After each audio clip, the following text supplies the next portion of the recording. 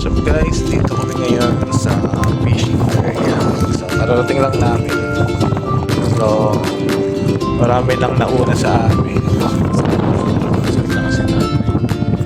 May mga nakapwesto na doon sa gawin. Tapos yun. So dito sa area na pinunta namin para may palis na Pinoy din.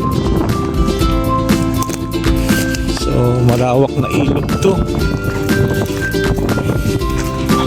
So malamig pa ang weather. Ganda, maraming puno.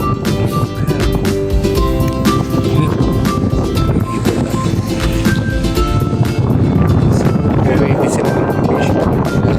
Tapos na kayo siyempre mamaya. So video muna. Siyempre first time natin dito sa lugar. First time din natin mag-fish. Sana lang swerte yun. So ang lamig. Lamig sana. Sabay. So set up muna tayo ng fishing rod. Yan. Maraming fishing rod sinitong sa kaya gamit muna tayo dahil wala pa tayo pamili. So marami tayo muli. Let's go. So, maglalagay na ng apan si tatay. Apan na tayo. Ayan. Yung mapainan niya siyang lagyan buuan.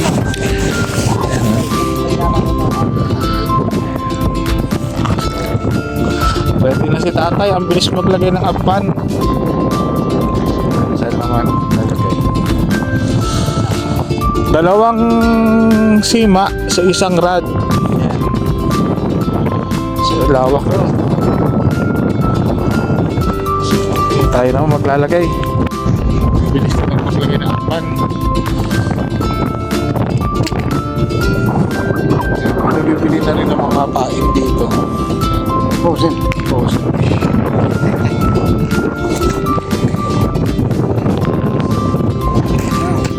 Northern Lights. Pati yung natin bahay mo, binibili din yung Fish ni tatay oh. Sige tayo, ikaw muna.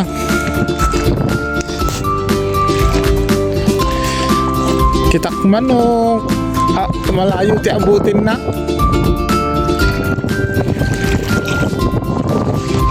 So si tatay unang ihit siya.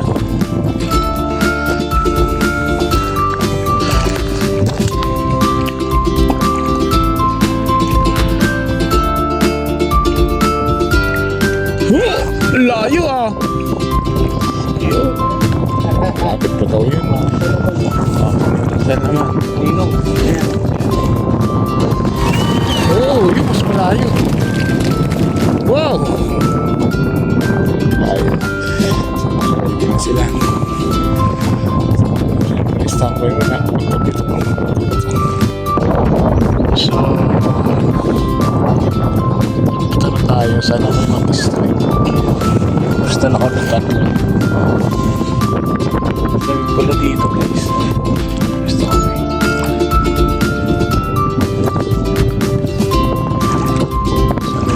So may ipadagdag na naman doon sa gabi doon na fishing.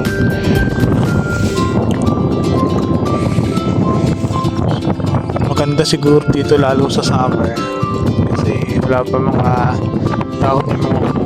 Yan, mga lahat yan puno.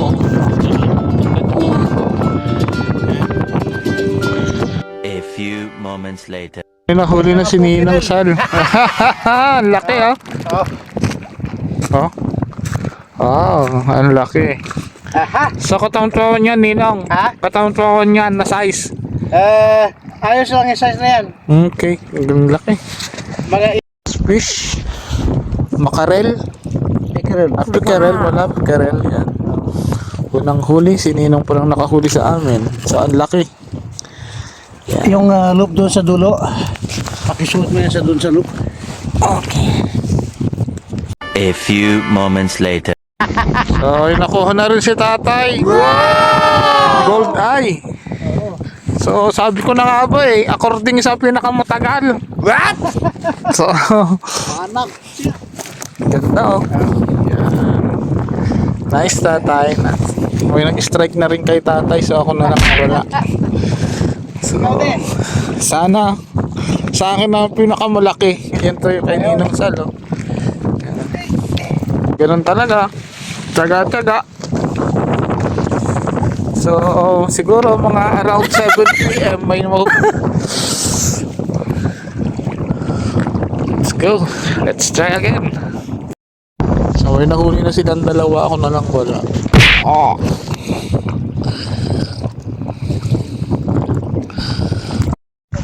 So, may nahuli uli.